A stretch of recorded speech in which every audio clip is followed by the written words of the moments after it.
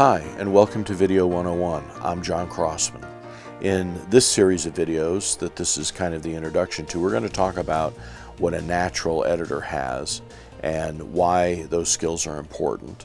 And if you believe that people are born singers or are born artists or are born musicians or are born architects or designers or builders or entrepreneurs, then it shouldn't be much of a stretch to realize that there are some people that have a skill set naturally that really helps them be effective and good video editors or movie editors.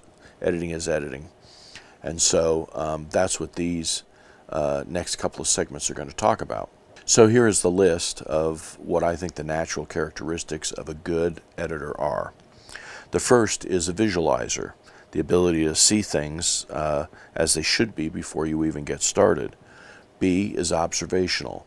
Are you an observer of the world around you? Do you pick up details about, objects and things and scenes and, what do leaves look like when they blow on an autumn day? How do leaves look when they fall from a tree?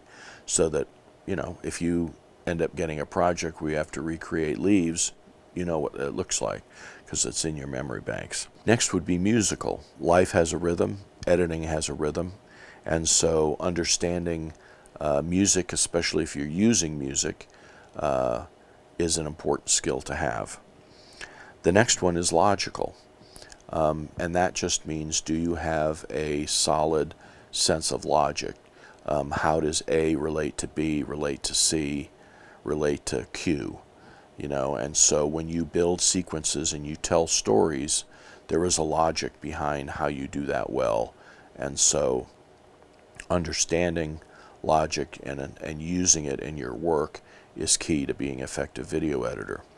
The next one is spatial, and that is, are you aware and understand the relationship between different spaces? While we're working in a two-dimensional, frame, height and width, the action is actually three-dimensional. So whether it's a simple interview setup or whether it's a cast of 1,000, there are still rules and spatial rules that make the message effective and easy to follow for the viewer.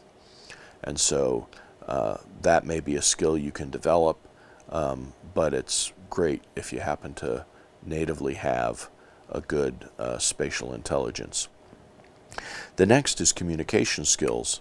You're going to be working with a variety of different people in your profession, and they're going to come from all different angles and sizes and shapes and styles and different, as an editor, you could be working with shooters, colorists, sound people, both post and field. You could be working with a producer and they might have a client. So there's a lot of people involved, and understanding how to communicate well between all these different kinds of people is an important skill to have a successful career as an editor. And then lastly, I think if you have a natural leaning towards being a builder,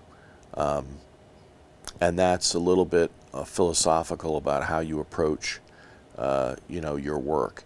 One of the things that I've always liked is that when I'm building a story, I can stop and go back and look at what I've done and see it.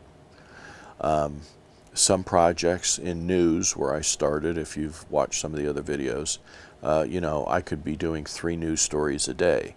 And so I would edit them and they would air at 6 o'clock or at 10 o'clock.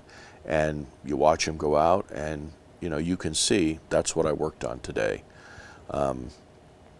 There are many jobs that, for lack of a better term, you're kind of shuffling papers and filling out spreadsheets and, at the end of the day, what can you point at and say, this is what I did today? Now, maybe there's a lot more jobs like that than I know of, but that's something, that I've always enjoyed. If you're a carpenter, or you're a concrete guy, you can drive by the building or drive on the road every day and go, I helped build this. And so I really like that about video editing. I mean, I don't have to write it, I don't have to shoot it, I don't have to do anything but edit it, but I know that at the end of the day, I put that together and I helped all the pieces come together and hopefully add up to more than the sum of the parts. That's where being a good editor comes into play versus just being someone that, you know, knows how the equipment works. And so that's my list for what I see as natural abilities. Some of them may be able to be learned and cultivated. Certainly you can improve on all of them, but these are the abilities that I feel have served me well throughout my career and have allowed me to learn and grow and spend a career as a video editor and in video production. Many of these skills are shared by good photographers as well, videographers. And so that's the introduction to these. In the next video, we'll start to get into the individual characteristics. And I appreciate you watching. This is Video 101, and I'm John Crossman.